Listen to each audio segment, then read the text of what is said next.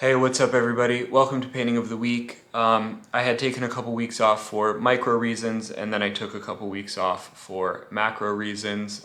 It hasn't been obvious to me that talking about painting is anything more than a frivolous enterprise. It still isn't obvious to me, but we're gonna do it anyway, at the very least in order to satiate my burgeoning need to express myself.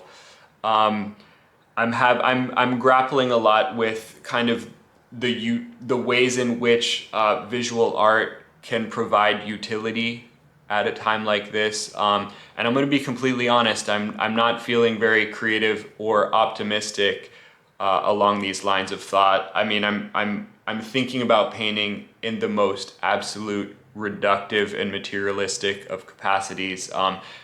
For example, I'm thinking about how you could hold on to a painting and you could put it above your head and you could kind of protect yourself from the rain.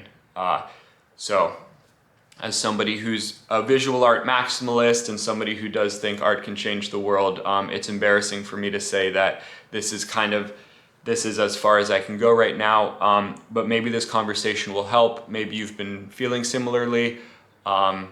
And maybe we're able to start a dialogue which is able to push a little further past kind of these limitations. So what we're going to do today is we're going to look at a super abridged history of anti-war painting in the West. We're going to look at the ways in which these painters have borrowed from each other and the different visual languages that painters have used in order to convey the same sentiment. So we're going to go through these paintings extremely quickly. A lot of these paintings have really transcended their time and become symbols of anti-war and could thus totally become their own episode. The first painting we're looking at is Spanish painter Francisco Goya's painting from 1814. Compositionally, this painting's really interesting. We have these individualized figures on the left, which were compositionally totally being drawn towards, and then we have this shadowy, faceless mass of figures on the right who really just kind of make up one entity. Compositionally, Goya is using our brightest bright in the picture to really draw our eyes towards that central figure. Symbolically, that figure's posture is kind of that of Jesus on the cross, and then if we were to move to zoom in, we would see that character has the stigmata on his palm, the puncture wound where Jesus was put on the cross.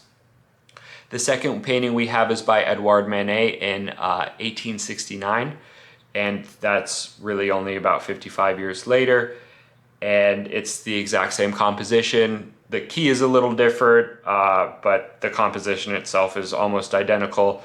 The only thing here we have is this character on the far right who seems to be a little lost. That seems to me to be a little funny. I'm not sure what Manet was doing with him there, kind of out of his group. He seems lost. He seems like maybe he should even be on the other side of the canvas. The next painting we're looking at is Picasso's epic 1937 painting Guernica, which is easily the most famous anti-war painting in the West.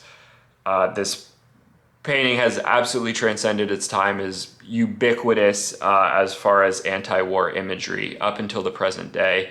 And then Picasso is paying homage to that Goya character with his character on the far right here, kind of in a similar posture, and if we zoom in tight, we'll see that stigmata wound again. The last painting we're looking at is by the American abstract expressionist Robert Motherwell. This painting is entitled Elegy to the Spanish Republic, number 57, painted in 1957.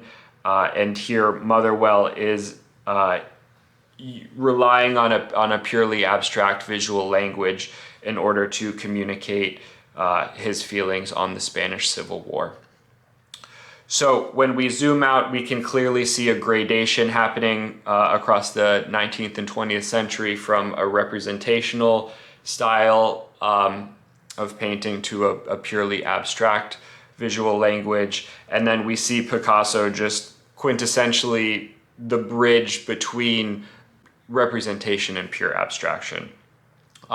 So 2 questions for you. The first question is, for you, what visual language is most successful in invoking some of the feelings that I know these painters would have wanted you to feel? Is the Motherwell successful? For me, it's too hyper subjective. I mean, I would literally, there's no reason why I would know what this painting's about if the title isn't what it is. So for me, I get that that was probably really cathartic for Motherwell to kind of express himself in this way, but it's too subjective.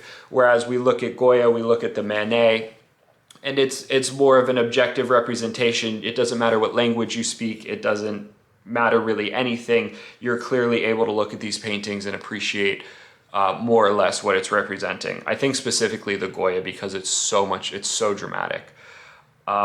So which language is most successful for you? And then my second question is, in regards to what I initially said, what roles can painting serve in times of war? These paintings all transcended their time and became the symbols of what they are now. But during the time of these events that they choose to depict, it's not obvious to me that painting was able to do anything. But I'd love to be convinced otherwise, and I'm genuinely curious what people think. So thank you very much, and we will see you next time.